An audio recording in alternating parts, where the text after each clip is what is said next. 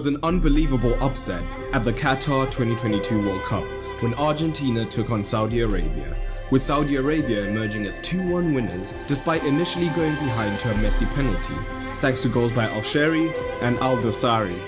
Saudi Arabia made the most of their shots, scoring with 2 out of 3, with an overall XG of just 0.14, whilst Argentina had 2.27. But what tactics were on display? Let's take a look.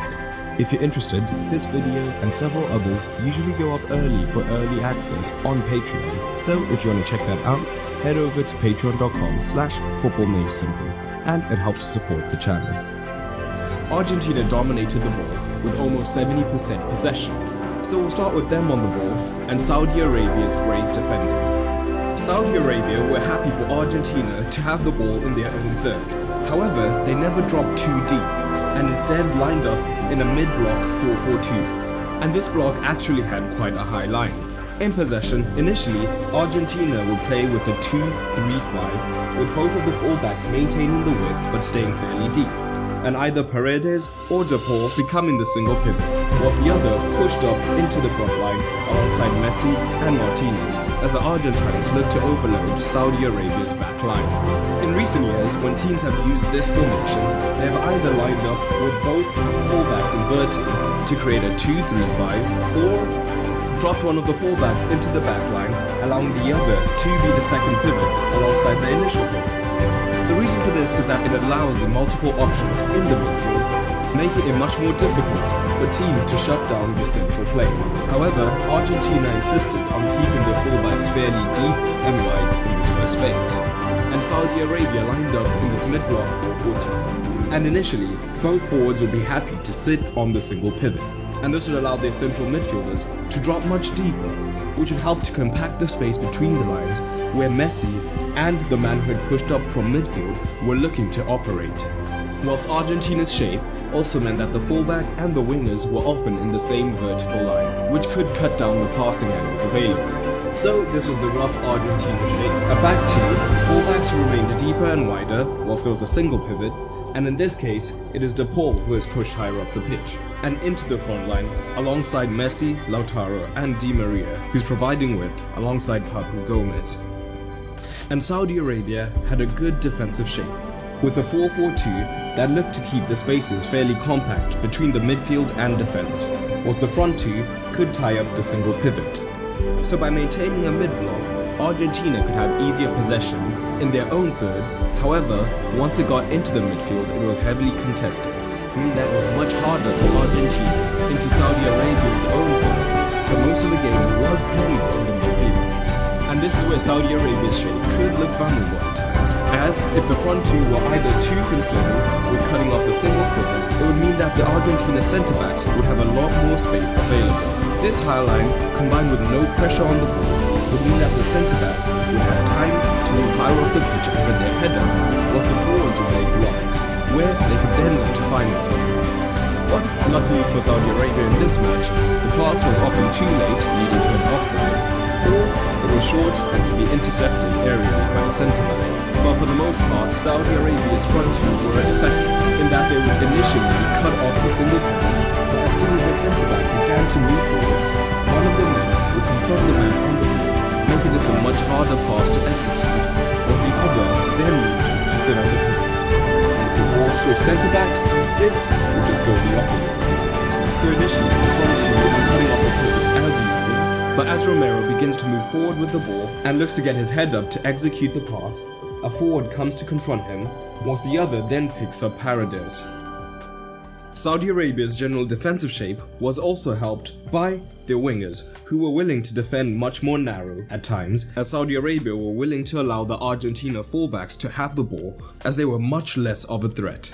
These narrow wingers once again would make it much easier for Saudi Arabia to be much more compact in central zones and make it much more difficult for men between the lines to be picked up. So to get on the ball, at times, we would see that both Argentina pivots could be dragged into much deeper areas, and this was not ideal for Argentina, as there would be no connector in the midfield to be found to then find the forwards higher up. But no defensive shape is perfect, and Argentina were able to have some success, particularly when De Paul dropped into this zone, especially once Paredes went off, and the secondary pivot maintaining their usual position. What this modified shape would mean is that when a centre-back was found and the forward was pressing as they always were, now De Paul would be an option out on this right-hand side in a little bit more space. If the winger was still wide on the Argentina fullback, this would now create a rare scenario where the Saudi Arabia's midfielder was drawn out of position, creating space in this zone that Argentina could look to use to pick up a man between the lines, who would then look to play in the runner going in behind. In this case, Paredes has dropped into the back line, but the principle remains the same, having 3 against the front 2. This means that when the forward presses the centre-back as they usually did, now there's an extra man free on the outside, who can then look to move higher up the pitch. In the rare scenario, the central midfielder is now dragged out of possession as they look to confront them, leaving more space in the midfield. So, the single remaining Saudi Arabia central midfielder is outnumbered by the Argentine midfield, and this creates the opportunity for them to combine. This is a slightly different scenario where the fullback is able to get on the ball, and this time the winger is drawn out towards them. The crucial thing is the same, as the Saudi Arabia midfielder is drawn out of position as they look to press, and this time De Paul looks to move into the resulting space.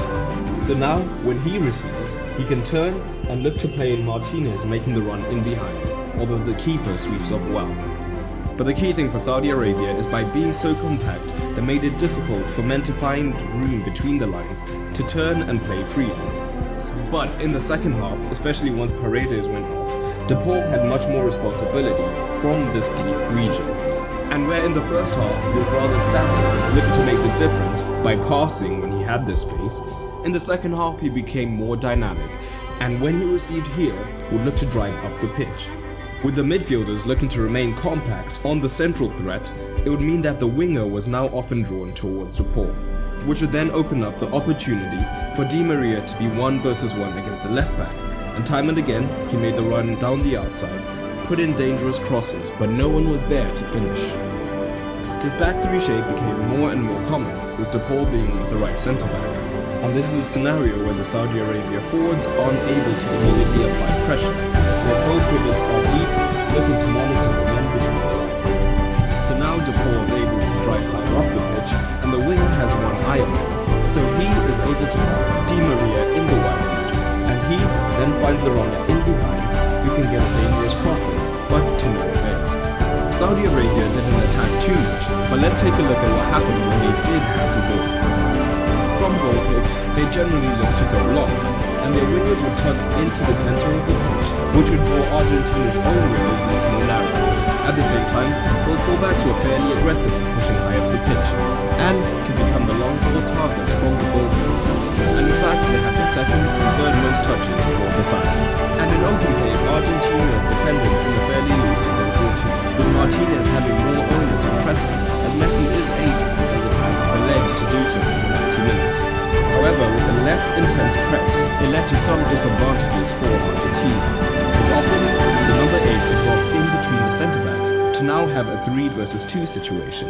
And subsequently, when the forwards did look to press, it wasn't the most intense press, so he could move into the midfield, so that now Saudi Arabia had a 3 versus 2 and could keep possession quite well, leading to some dangerous situations. So, Argentina are in a 4-4-2, and Messi is less involved in the press.